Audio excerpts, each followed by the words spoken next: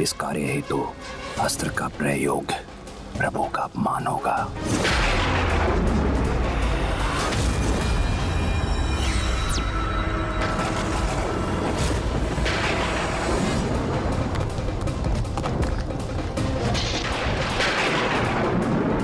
अभी तक भंडासुर ने जो कोई भी कार्य किए वो सब गणेश के नाम का उच्चारण करने के उपरांत ही किए।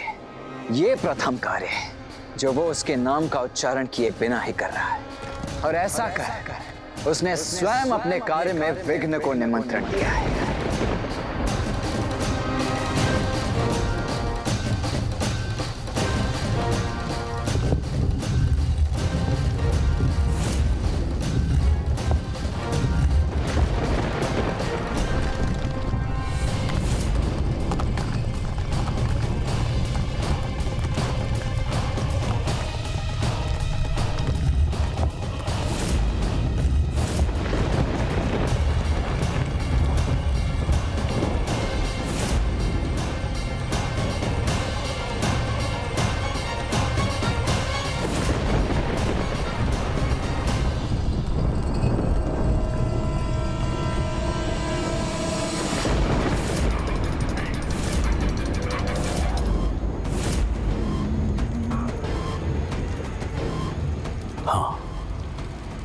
अब ये सर्वथा उचित है।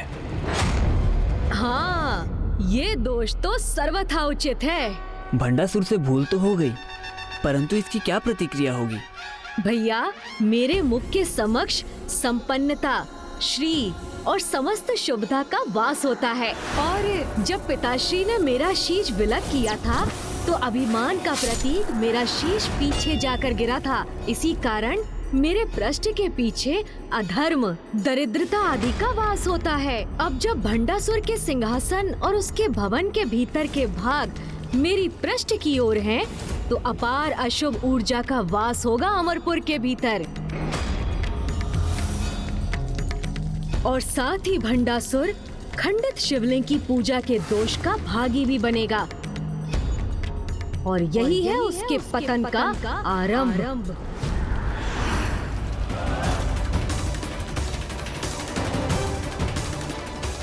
मैंने अपने दोष को सुधार लिया है प्रभु। अब मेरी महानता में और वृद्धि होगी। देखो गणेश, समय के साथ तुम्हारी युक्ति सफल हो रही है। भंडासुर के भवन में उसका अपना ही परिवार 16 श्रेष्ठ संस्कारों का पालन करना भूल चुका है। स्त्रियों ने तांबुल का सेवन करना छोड़ दिया है। शैया पर भोजन किया जा रहा है, निर्वस्त्र होकर निद्रा कर रहे हैं, तथा ब्रह्म मुहूर्त के बाद भी सब सो रहे हैं। और इसका परिणाम तो सर्वथा अंधकारी ही होगा। भंडासुर की विजय पर रोक लग गई है, उसके दैत्य सो गए हैं, महल के भीतर होने वाले यज्ञ रुक गए हैं। तुम्हारी प्रतिमा का पृष्ठ भंडासुर के भवन की ओर होने से वहाँ सभी उचित आचरण का पालन करना भूल चुके हैं। किंतु भंडासुर नहीं भैया, वो तो अभी भी उचित आचरण पर ही दृढ़ है, और हमारा कार्य तो तभी सिद्ध होगा जब वो उससे भटककर कोई बड़ी भूल करेगा। और समस्त संसार में वो एकमात्र ही है जो भंडासुर को भटकाने में मेरी सहायता कर सकते हैं। कौन अनुज गणेश? कौन है वो?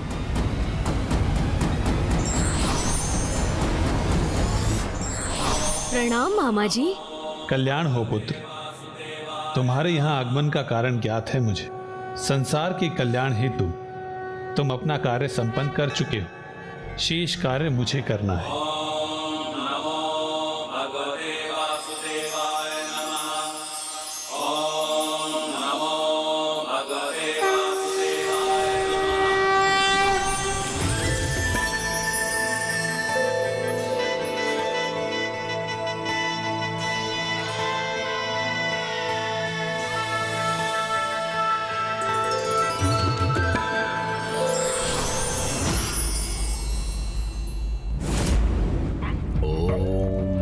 श्री गणेशाय नमः। ओम श्री गणेशाय नमः।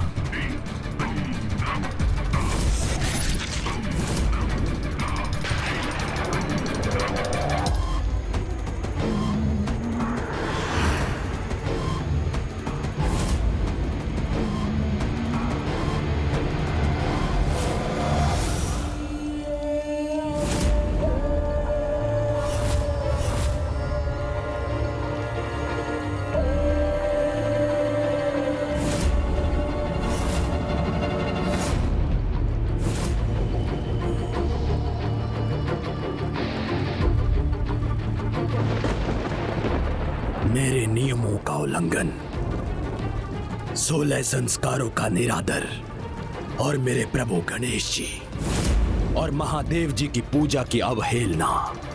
क्यों?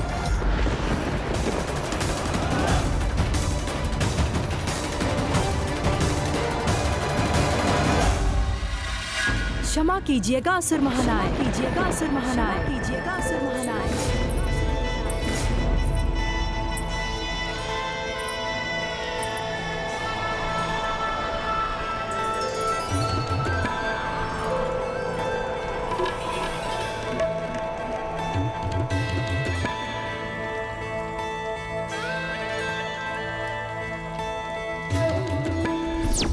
मोहपाश में सब संसार,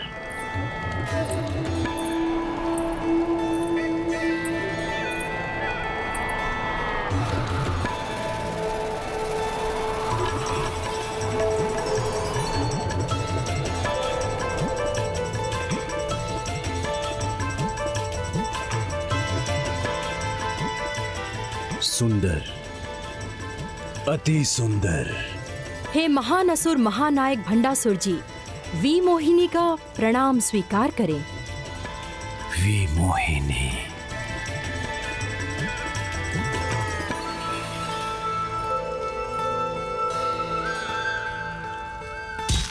सावधान असुर महानायक भंडासुर, ये विमोहिनी के रूप में देवताओं का ही कोई छल है।